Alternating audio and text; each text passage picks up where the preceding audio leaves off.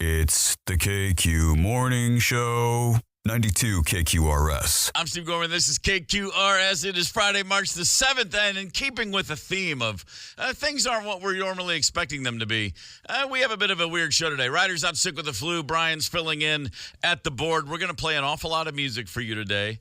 That's just how that's going to roll. So not as much banter, if you will. Way more music. And we're going to jump right in. But first things first, Brian, thanks for jumping in at the last minute. No problem.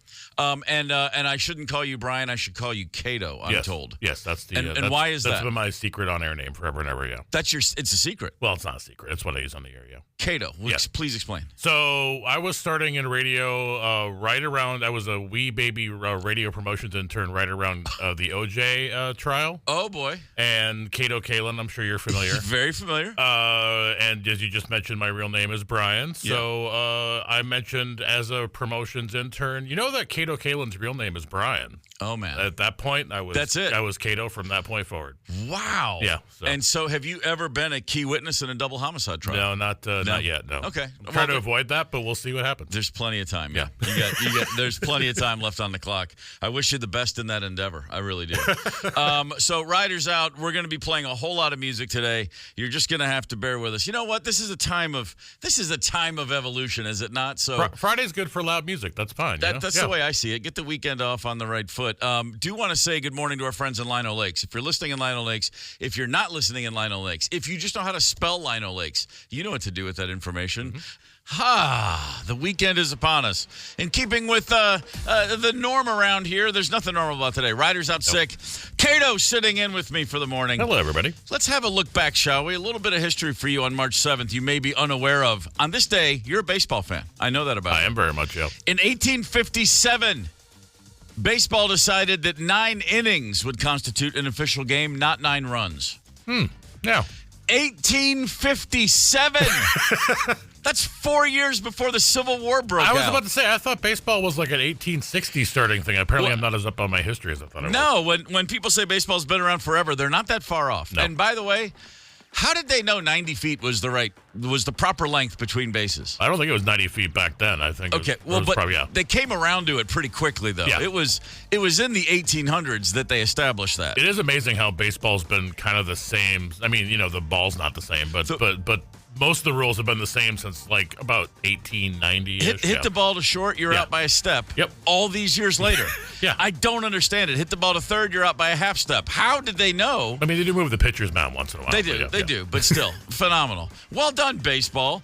On this day in 2015, the pop star Drake had 14 songs in the Hot 100, the only artist since the Beatles to do that. And I'm happy to say I wouldn't know a single Drake song if you played it for me. I wouldn't as well. You could hit me with a ball-peen hammer and scream Drake, and I'd go, what is this? Yep, I have no idea. Yeah, that's never going to change, by the way. Make no mistake. On this day in 1990, I played my first ever gig on a tour, on a proper rock tour. Oh, nice. Yeah, our debut record, Shake Your Money Maker, came out in February, and on March 7th, 1990, in Anaheim, California, opening for a band called Junkyard. We went out for 6 weeks. I remember them, yeah. Yeah, great band. We started in Anaheim, and we finished in Ventura, California. And in between, we went to Fort Lauderdale and Portland, Maine. That's quite the route, yeah. That was a lot of vanning going on, and hit First Ave on that tour as well. Happy anniversary! First time in Minneapolis. So the first day of the very first tour, and I mean it just was a steady downhill run from there. Yeah. Really, it was the magic was still alive for about a day. We're all downhill from 1990. That's just how that goes. And then finally, just something to send a shiver up the spine of every man listening. On this day in 1973. Dueling Banjos from Deliverance was the first of the 1970s instrumentals to be awarded a gold record. It got all the way to number 2 on the Billboard Hot 100. A guitar and a banjo and a Ned Beatty scene that just shocked and cursed all of us for the rest of our lives. Almost everybody out there now has just heard the banjo in their head, and probably most of them have seen the scene, and that's all it takes. That's all it takes. Wake you up on Friday. Made the mistake of watching that movie. I was probably 12, and it was on We didn't even have HBO yet. We had a station called Spotlight. Yep. You remember that? Yeah. And I was at my friend Brooke's house, and we were Deliverance is supposed to be pretty cool, and we were watching, and we didn't really say much, and it ended, and we just never discussed it. We both just kind of, okay, yeah. Glad I saw it. It was just jarring beyond jar. I did the same thing, and it's not even that scary now, but I did the same thing with Poltergeist when I was like 10. Oh yeah. And now it's a PG rated movie, but I watched it last year, and I was, what was I worried about? But as a 10-year-old, I was pretty darn scarred. Well, I was. Let's see, that's 82. So yeah, I was going into my senior year of high school, and it was pretty freaky. That was state of the art CGI for the time. Well, the rumor was they used real bodies. That was the urban legend around that. Yeah. Well, and they still say that in the pools. Yeah, the skeletons. Some of those were real, and they didn't tell the actors till after. In the summer of 82, man, Poltergeist. I like all the cool kids was like, this is way better than E.T. Save that crap, man. I'm a Poltergeist guy. Forget it. Hey, there's a history lesson for March 7th. The 2025 Tee It Up Golf Cart number 3, presented by Club Champion, is on sale now. Golf 7 area courses and save over $200. Text golf to 651-989-ROCK for more information. Ryder's out sick. I thought I was coming down yesterday. A little back of the throat tickle, some coughing, and then I went home, took a nap, woke up, felt fine. Last night, Ryder got run over by a Mack truck. So we're rolling through the day, a little bit more music than normal today. That doesn't mean I can't say also good morning to Becker, Minnesota. Everybody up in Becker, glad to have you with us. And if you're not even in Becker, I think you know what to do with that information. I just realized it's daylight saving on Sunday. The clocks go forward. I somehow had missed that all week. You lose an hour, yeah. I guess all the parades that we've been having, I missed, the celebrations. I'll simply say, whenever they decide to just stop this, I don't care if it's the fall or the spring, just set the clocks and leave them. I'll be good. Yeah, no, I'm with you. I like having sunlight till 10 o'clock in the summer, so maybe I guess leave it there. But either way, I'd be happy if it stuck around. Yeah, it stayed the same. Yeah. I have a few things. I've broken several bones throughout my life, and when the weather's coming in, different changes in the barometric pressure, I'll feel it in the left shoulder, the left elbow, the right wrist, the right ankle. All the places that have been damaged because I was not nearly the athlete I thought I was. Then I start to feel that and daylight savings every time. It's like and I know everybody says this. I was probably mid-40s before I even noticed. But the minute I became aware of the fact that I felt off and then it threw me to move the clocks, then it just was like a freight train it was like Dorian Gray. Like all of a sudden I saw my age in the mirror and now it's really, really bad every time I move the clocks. It takes me a whole 5-6 days to get over it. I was going to say, it's not even the Sunday, unless you have something to do where you have to be someplace on Sunday morning. Sunday doesn't mess with you, but it's Monday. It's Monday that messes with you. No, it's absolutely Monday. And then it's Tuesday and it's Wednesday, and by Thursday I'm in denial, and by Friday I usually feel okay. I do appreciate more daylight going on the drive home. I do appreciate that. Yes. Oh yeah, no, that helps. There's Let's upsides. Just leave it there. Yeah. It's just, but I would just rather just roll with one and never have to think about it, and just deal with the fact that at different times of the year the sun comes up differently. That's one of the first times you ever wanted to be Arizona, is what you're saying. Is lived in Arizona, because that's where they stay the whole time. Yeah. Let's not push it that far, okay? Or Indiana, same thing. I think they do. Okay, I can definitely say let's not push it that far.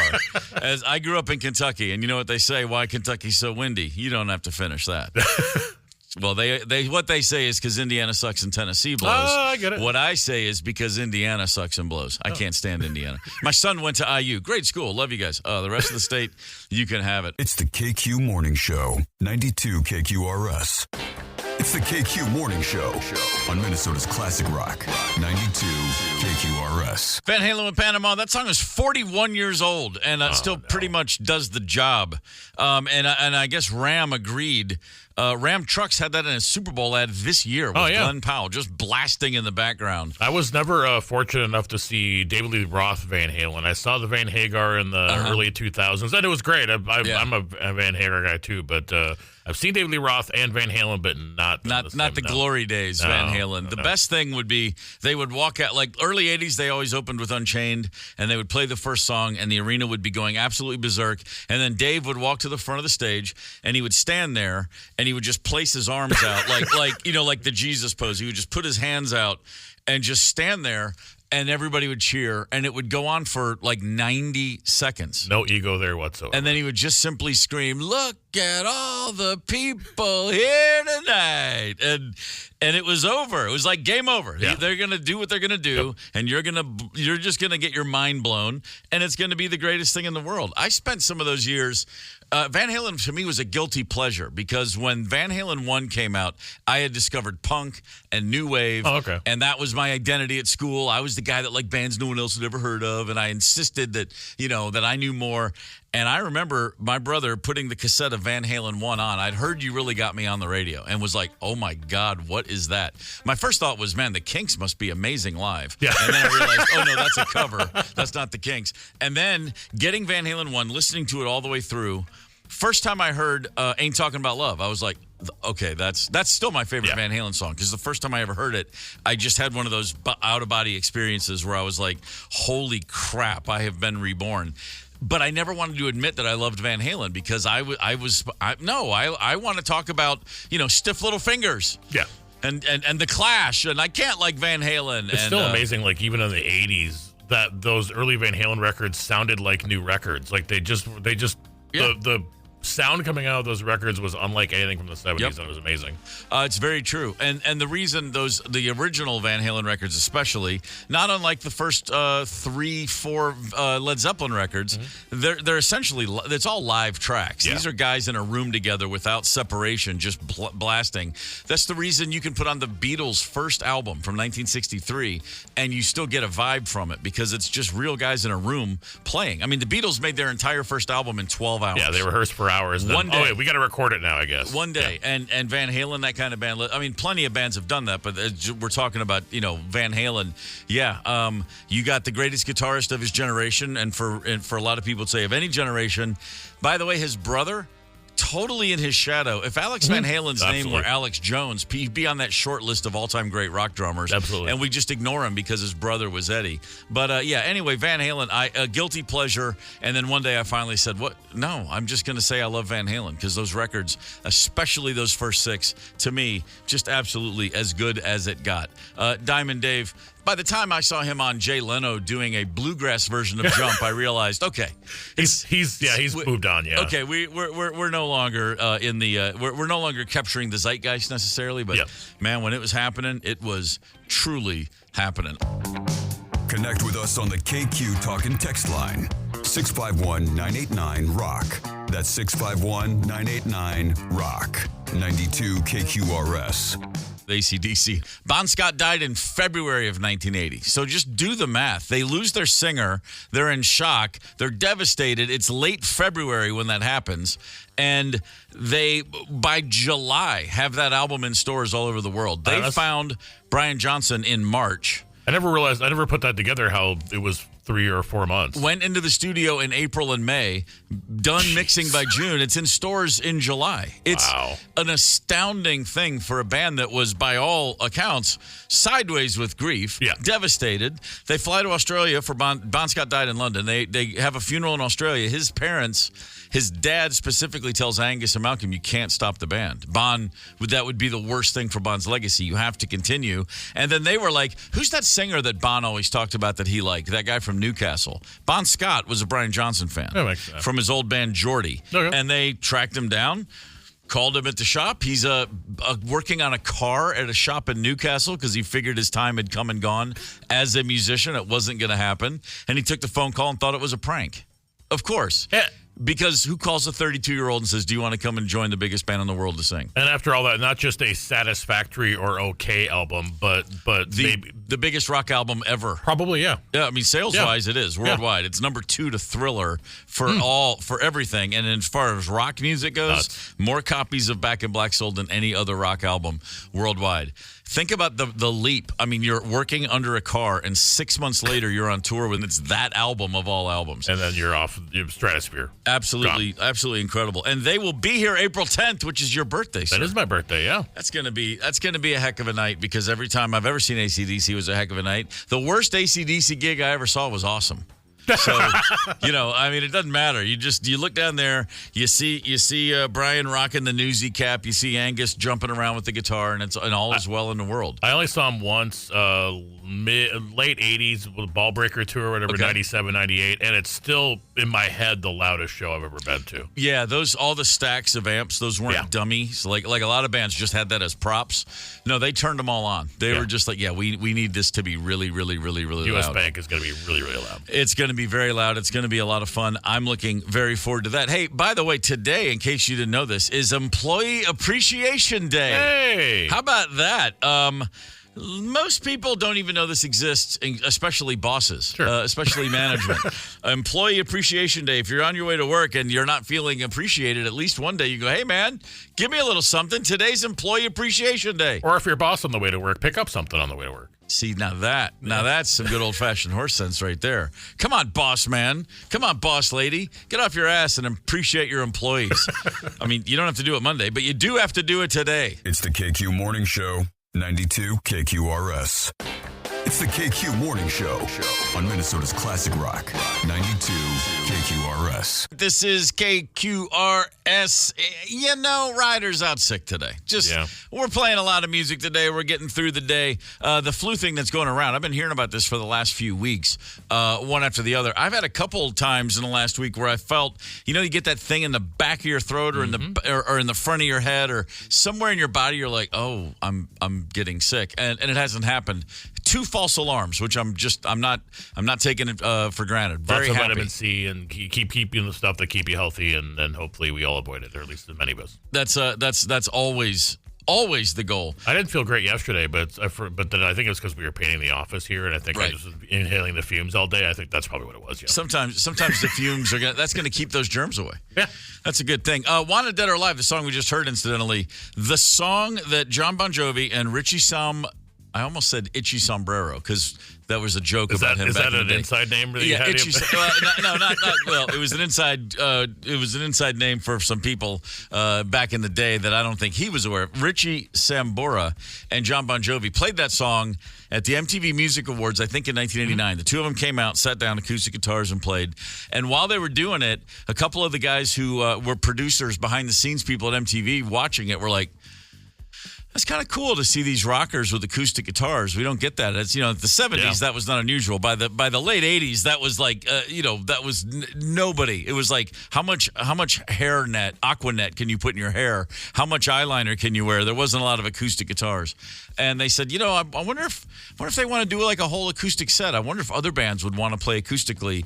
And from that conversation during that performance, Unplugged was born. Yeah, I was going to say turn it into a TV show. Yeah, one of the last gasps of MTV having any relevance in my world anyway. Like they started bringing in these unplugs by the mid '90s when reality, the real world, when they went to the just programming all day long and moved away from music. That's the last time I really had any concept of what MTV was doing. But I remember collecting like unplugged bootlegs of bands, like the Pearl Jam one. I was a big fan of the Queensrÿche at the time. They were on. And the Neil Young. It wasn't Neil Young on, I think. I can't remember if he was or not, but there were so many, and actually Paramount just announced, Paramount Plus just got access to a ton of those. They're going to have those up and available here pretty soon. Not only MTV Unplugged, but VH1 Storytellers. Oh, nice. 2 of the good shows from the 90s will be available to stream, and we can put them on, and we can tell our kids or our younger friends, no, really, this was cool, and they'll look at us like they always do. This is boring. What's going on here? Yeah. Then they'll send someone a text, and a car will come and pick them up, and then they'll leave because, they live in the future, and I don't. Mm-hmm. Yeah, I'm still happy to go back through some storytellers myself. Call me crazy. A very funny gentleman named Costaki Economopoulos is at Acme this weekend. 2 shows tonight, 2 shows tomorrow night. Here we go. First time I'm trying this year. Costaki Economopoulos. I said it great a minute ago. And then you walk in the room, and then I panic. That's how it works. I used to do that as an MC myself. Really? I was fine, and then I'd be on stage with the lights, and the guy would be walking towards me. Of course. Put your hands together for. Yeah. Oh, it was hard. Okay, sorry. Correct me. Like a cheap mop. Economopoulos. Economopoulos. It's easy. I try to make it harder than it is. That's right. It's Costaki Economopoulos. This is, how many times have you done Acme over the years? Oh my goodness. I was just telling a friend of mine, I've been coming here It's almost 30 years. Yeah. This is how long I've been coming here. I got the results from my first AIDS test on the payphone in the lobby there. And I'm assuming it was the result you were happy with. Yeah, I know. I did no crying. Good answer. Yeah, yeah. That's good. Wow. That's I've heard a lot of things about people's first days at Acme, but that's the first negative HIV test. So good. That was a good day. That was a long time ago. Yeah. I had a new girlfriend. We went, you know, this was of the time, right? You that's go right. and get yourself checked out, and then you call that. That's how we used to find out. You would just call a robot. Crazy. My I have 2 kids. They're 24 and 22, and the oldest is out of college. The youngest, she's a senior. My son, when he was in school a few years ago, just out of the blue, he goes, "So, all right, how did you ever find anyone?" Oh, and right. I just looked at him. He goes, "Like on a Friday night." I go, "You just drove around and hoped for the best." And he goes, "That sounds amazing to me." And I said, "What do you mean?" He goes, I always know where all my friends are. I always know where they're going to be. Everyone makes a plan. If you're not in on the plan, you find, it goes, and because of Snapchat, they have their locator turned on. I always know where anyone is. Yeah. And he goes, and the other day, for the first time in my life, I walked into a bar and saw a buddy. This is, in Bloomington, Indiana, his college town. Oh, yeah. And neither one of us, we were like, "Oh, dude, I didn't know you were going to be here." Oh, right. And then by the end of the night, I was like, wait, it's just one of those things. But it's funny, like, yeah, you made a phone call, probably from a payphone, probably collect to find out very important medical information, because that's how the world used to operate. I can't believe that these kids track where they are. I have a 16-year-old daughter, and she's actually starting to date now. And she had a thing where she and the boy decided not to spend that night near, but she knows where he is, and he was like, he was in my neighborhood, he didn't text. It was like, I know, she's tracking him. It's way too much. That's way too much. No, way too much, and I think it just adds to pressure. Just let everyone have their own time when you get together. But it is a thing I think about. And you are you're from Kennesaw, Georgia, correct? Yeah. Yeah. So, because I spent the latter part of the 80s in Atlanta, 87, 88, 89, 90, like in a local band, out and about. Not, my life then, if you put me back there today I'd last 48 hours. I'd be dead. But running around and found myself in Kennesaw a couple times because of a girl. Like, I'll drive up there. I'll borrow a friend's car, and I'll say I just needed to run errands and go to Kennesaw, which is not that far. But in those days, that was like, 30, 40 miles or whatever it is. It's, might as well be going to Chicago back in those days. But we would just run around, and it's just kind of amazing to think in 35, 40 years. Just every single thing about the way we live as a species, as a society, is different. Right. It really has changed that much. It's crazy. And Kennesaw's changed. Kennesaw, when I was a kid, Kennesaw made national news. I don't know if you remember this. They passed a law that every I was going to ask you within the city, of course, had to buy a gun. Everybody in the city was mandated to own a gun. And I remember that Mad Magazine made fun of them, and I was like, "Hey, we're national." Yeah. I was going to ask you, is that real, or is that something I'm making up? Did I remember that correctly? That was a real thing. I mean, nobody enforced it. It was just like a PR thing. Yeah. But it was the actual law. And the thinking was, well, if everyone has a gun, no one will break into anyone else's house. Yeah. Well, we know how to solve home invasions.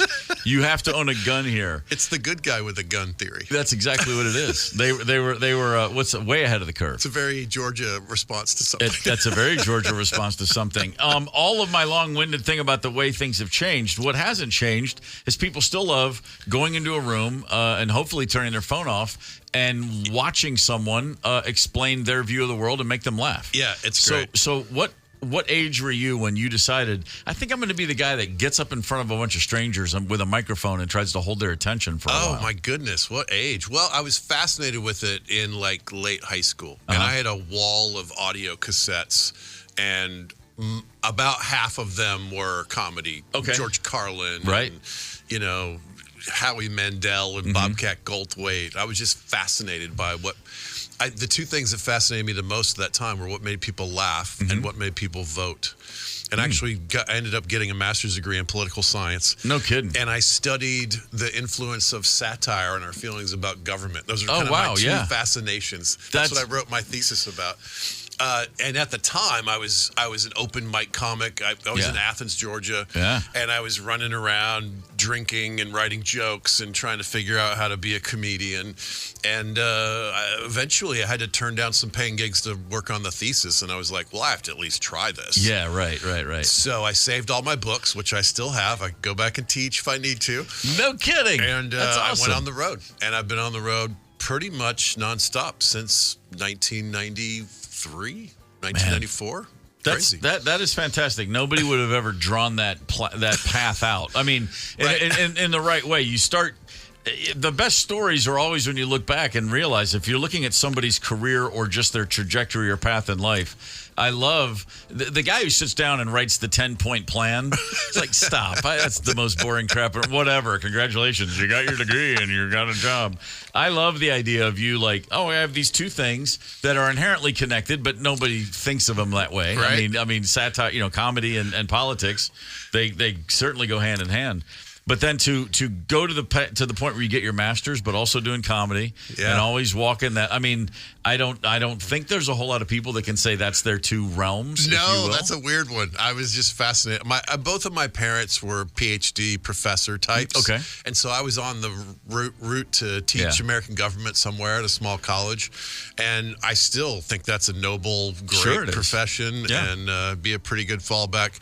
But I always wanted to be a comic. I just didn't think it was possible because, of course. Well, I know very well. When you go, I'm going to be a rock star when I grow up, and people are like, okay, cool, but what are you going to do for real? I never what I actually always said was I want to be a drummer in a band. Okay. That's as far as I took it. That was the thing. Rockstar didn't make any sense to me, but I went from as a kid. I'm obsessed with the Beatles my whole life. And then when I get into other bands, like you go to see, you see like a clip of Earth, Wind, and Fire in 1978, and you think, how do you do that? Like, wait, hold on. You're watching Led Zeppelin from, Song Remains the Same, and it's like, there's no here to there. Right. And then like most kids, I get to college, I start going to clubs. You see a band in a club that kind of sucks, but kind of might be okay, and you're like, oh, everybody starts here. It makes it accessible. It's a step-by-step process. And when you were in Athens, you were in one of the great college music towns in America, arguably the greatest, certainly at that time. And it was a band from Athens, REM, that got me as a high school kid when I first saw them in 1982, just going, oh, okay, that's the thing. Like, that was they became my North Star, just in, this could actually happen one day. Right. We would see those guys around town. I bet you did, yeah. And the cool Athens thing was not to bother them. Of course. Because they were global superstars. Yeah, by the early 90s, right. Absolutely. Yeah. But they would hang around and go to the 40 Watt and watch other weird bands. And they still do. Yeah, right. Yeah, I know, some things never change. That was a great time to be in Athens, because there was so much. Well, it's still a great town, but REM, but so many other bands. But there really is an actual art scene there of note. There's a lot of for I don't think it's a worse word, but for just the word that comes to mind, there's a lot of really great freaks in Athens, Georgia. Yeah, right. Yeah. I love that about it. Was there a comedy scene there necessarily, or were you running over to Atlanta to get into clubs? Well, we started an amateur comedians club at the university, so we weren't allowed to make money because we were an organization associated with the university. Okay. And then we had there were about 10 or 12 or 15 of us that were sort of in and out, and I was one of the core characters of that group. Right. And then we had a professional arm called B Street Comics, so we could work fraternity parties and share $300 nine ways. Yeah, right. Sure. So those were the early days of figuring out how to be a comic. That's awesome. Costaki Economopoulos is in studio with us. He's at Acme tonight, 2 shows, tomorrow 2 shows. Did you ever, I know a lot of comedians and I know a lot of musicians, and there's similar brainwaves in those developmental years. Did you ever play music? Did you ever think about any kind of life with an instrument in your hand? No, I wish. That's one of the big holes in my life. For whatever reason, music and languages are I'm terrible. Oh, really? My name's Economopoulos, and I struggle with Greek. I find those two to be like magic tricks that anybody can learn another language or write a thing or play a thing. It's astounding to me. So for whatever reason, those are just holes in my experience. I got it. So, but as a kid, were you a big fan of music? You a rock fan? Yeah, absolutely. I was an REM fan and, Pink Floyd and U2. That was kind of the anything era. that was on. that thing, the stuff era, that was going around, and the Athens stuff. I had buddies who were much more into the music scene. They would drag me along, and I always loved, Chickasaw Mud Puppies and all these crazy bands. I haven't heard that name in forever. Right? Wow, yeah. So that was the scene that I was kind of peripheral to. Yeah. So I loved it, but I wasn't one of those hardcore guys. I was fascinated by, stand up and jokes and sure, all that part of it. So the other part of you didn't go into music or languages, but you had this a very academic view of things and political science, and you got that. Obviously, a lot of writing in that realm. I would imagine throughout your as a student and going to get your master's, you're probably writing a good bit. I got to think that just building those habits helps you, because if someone calls you and says, "Hey, write me jokes," that's more muscle memory than anything, to just get in there and start, before the content, just the idea of, I can just sit here and write and write and write. That's probably what keeps you going. I mean, what keeps your phone ringing, I should say. A big step for me along the way was, this is a little inside baseball, but I used to write for the Complete Sheet, which is a morning prep service. Oh, yeah. Everybody in radio knows that. Yeah, so I would write topical jokes for those guys, and they would buy them at $7 a joke. I sometimes look at that, and I'll like, who's writing this? I mean, and not even whether I think it's funny or not. My point is, someone's actually doing this. Yeah, where does this come from? And it's $7 a joke. When you last did it. This is a long time ago. Yeah. But it was great for me, because that's the first time I ever had it was a writing job. Sure. And it had, I would have to sit in the afternoon and crank out 12, 15 jokes. Yeah. That's hard to do. It's very hard to do. And I eventually did that for Leno with the Tonight Show, where I would send them in, and those guys paid $75 a joke to the faxers. We were the faxers at that time. But he would tell that joke to 4 million people. It's pretty incredible. That was exciting for a good middle act floating around telling jokes in Nebraska. Hell yeah, that's a $75 carrot if I ever heard of one. Yeah. You're like, hang on a minute. Yeah. Did you ever look back, embarrassing or not? Did you ever call home and say, Jay Leno said my joke, or did you ever let someone know it was coming? Oh yeah, of course. Yeah. Actually, the first time I did a stand-up set at a club in Atlanta. Jerry Farber had a club for a little while. I don't know if you remember that name. I know the name. He was a character that floated around Atlanta forever. Yep. They had on their open mic night, they would charge $2 to get in. They would charge the comics the same fee, but they would take that money and put it into a prize pool, and it turned it into a contest. Got it. And I came in second, and they gave me 5 crumpled $1 bills. They didn't even uncrumple them. They just pulled them out of the jar. Yeah, right. And they set them on the thing and gave them to me as the prize. And at the time, I had just moved home after grad school, and I lived with my parents. And I went and I woke up my dad, and I showed him the 5 crumpled $1 bills. Yeah, hell yeah, you did. Go, Dad, I made money from comedy tonight. See? He was very supportive and hilarious with it. The first gig I played in a club was in Atlanta in a band we put together. We'd rehearsed for a few weeks, and we had an opening slot for another local band. We got upstage. We played for 45 minutes. I don't think I took a breath until like the third song, because I was just, I can't believe I'm actually doing this. And the band, it was a packed place, so they did really well, and they gave us $100. Like, hey, here you go. It's just $25 each. Oh yeah. And so the first time I ever played I'd played at parties, like college cover band party things, but playing in a club, and that $25, man. I mean, I just held that.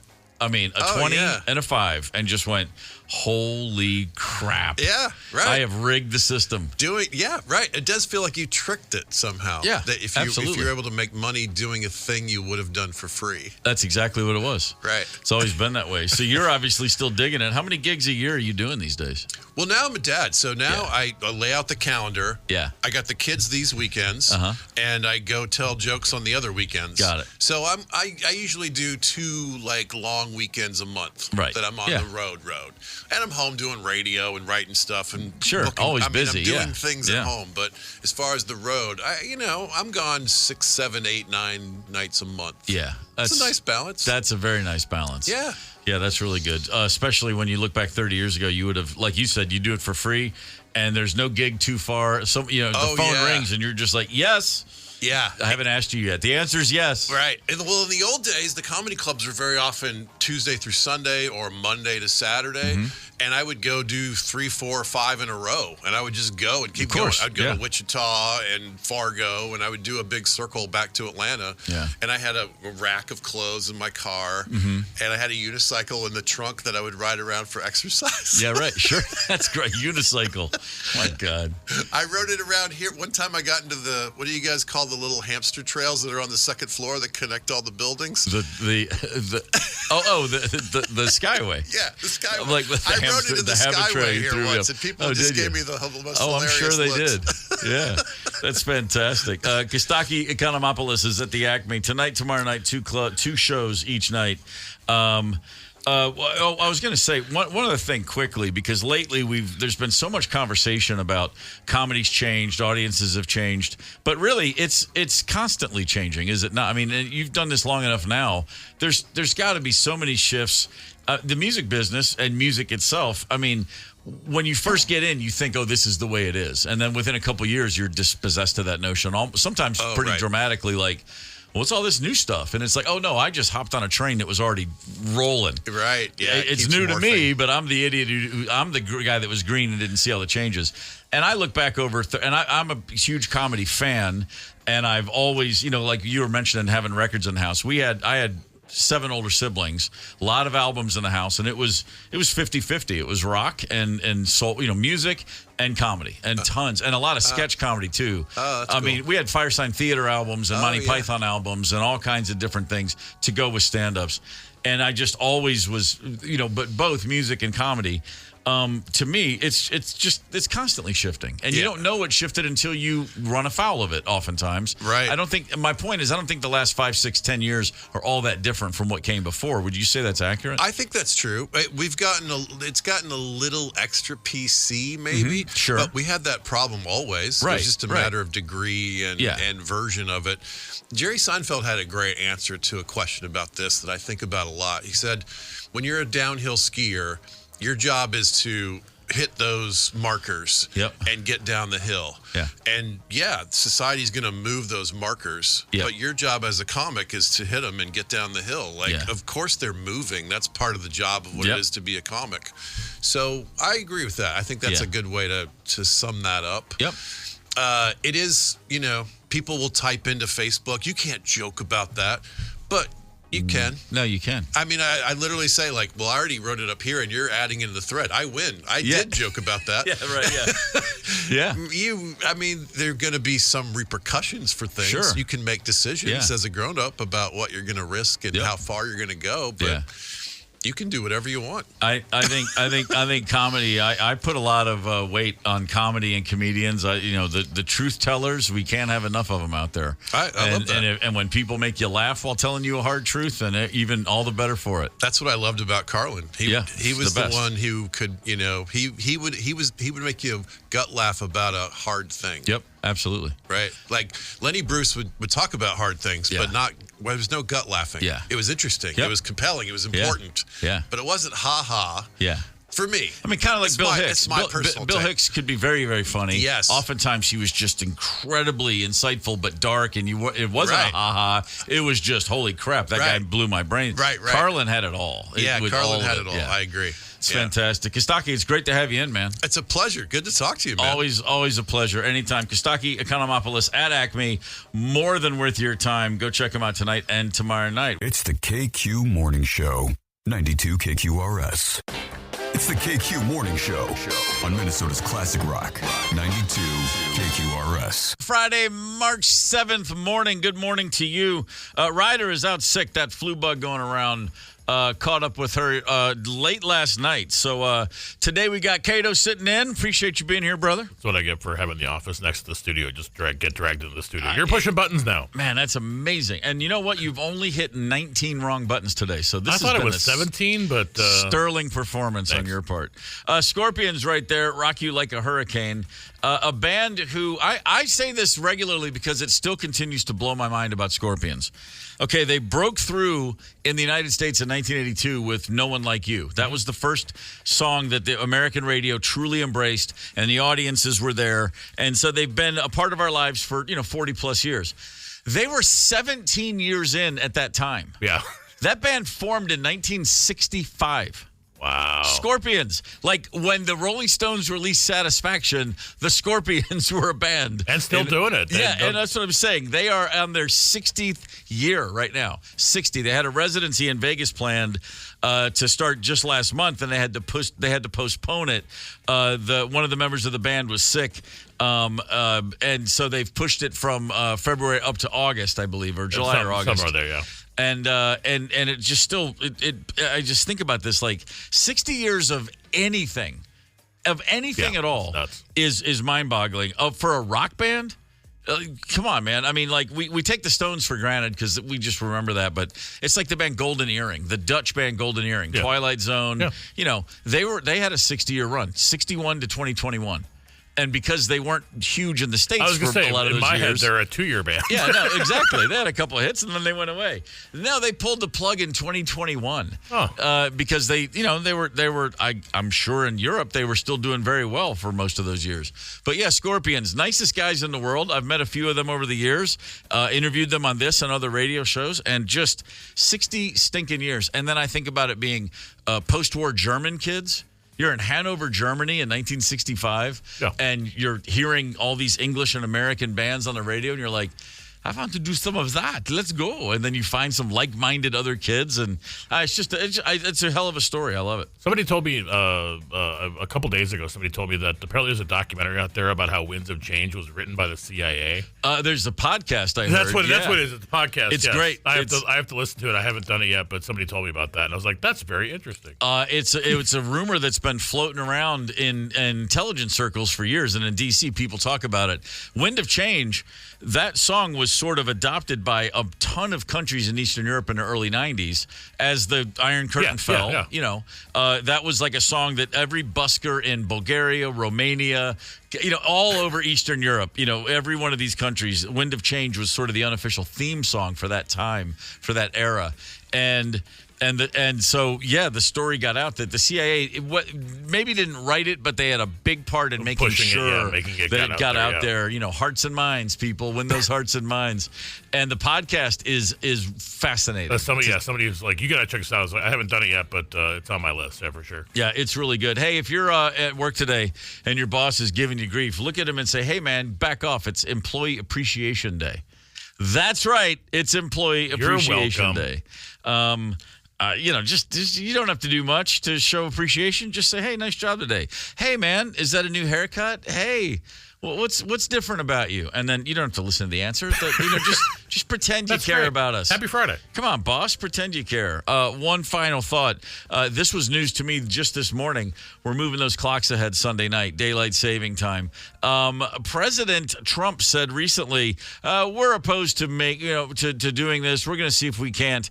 Let's see. This was just in December. He said they're going to use their best efforts to eliminate daylight saving time. That hasn't happened yet. Not yet. Hope springs eternal. I don't know anybody that looks you in the eye and with a straight face says, no, we really should continue to move the clocks twice a year. I would say, I like I said earlier, I would appreciate it if we stopped it. It's stuck at the daylight part of it where we're getting sunlight at like 10 o'clock in the summer. But either way, not changing every year would be great. My first summer in Minneapolis, probably in the month of June, I was walking in my neighborhood. It was 9:45, and it occurred to me I could still be golfing right now. Mm-hmm. And I just sat with that one for a second.